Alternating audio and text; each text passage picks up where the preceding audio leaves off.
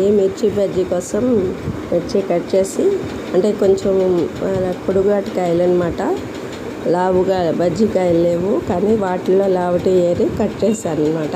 Cut చేసేసి లోపల గింజలు ఉంటాయి కదా అవి తీసి, కొంచెం శనగపిండి, వాము, సాల్ట్, నిమ్మరసం అనమాట, ఒక కాయ నిమ్మరసం పిండేసి ఆ పిండిలో కలిపాను.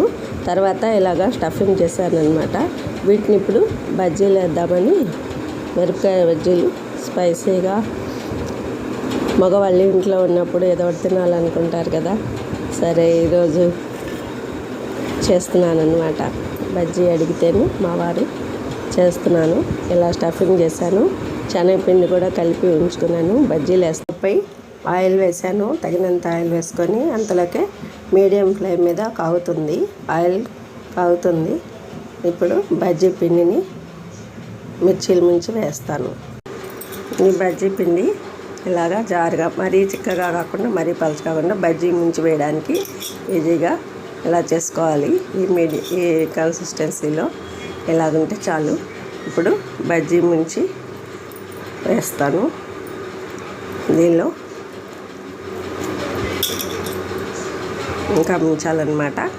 బజ్జీ ముంచేసి అలా అండి. బజ్జీ అయితే వేసాను, కొంచెమే అనమాట, ఇద్దరమే కదా, అందుకని ఎక్కువ కలపలేదు.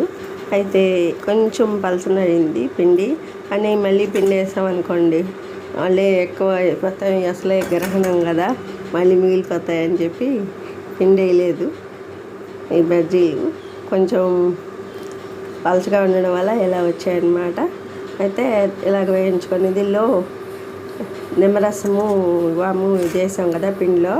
అయితే దీనిలో ఘాటు ఉండదన్నమాట. పచ్చిమిరపకాయలు సన్న కాయల్లో లావుటి అనమాట ఏరాను, అందుకని ఇలా ఉన్నాయన్నమాట. అదే లావకాయలు అయితే ఇంకా బాగా వస్తాయి చక్కగా. ఇది కొంచెం పిండి పలచడంలోనే ఇలాగ వచ్చినాయి అనమాట.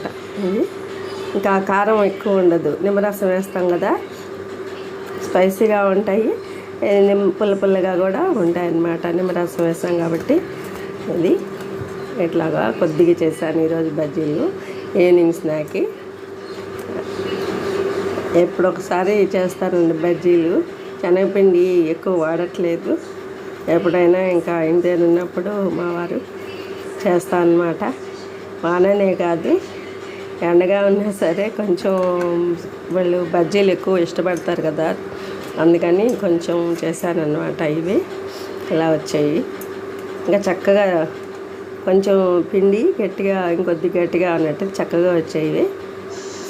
ఇలా వచ్చాయి.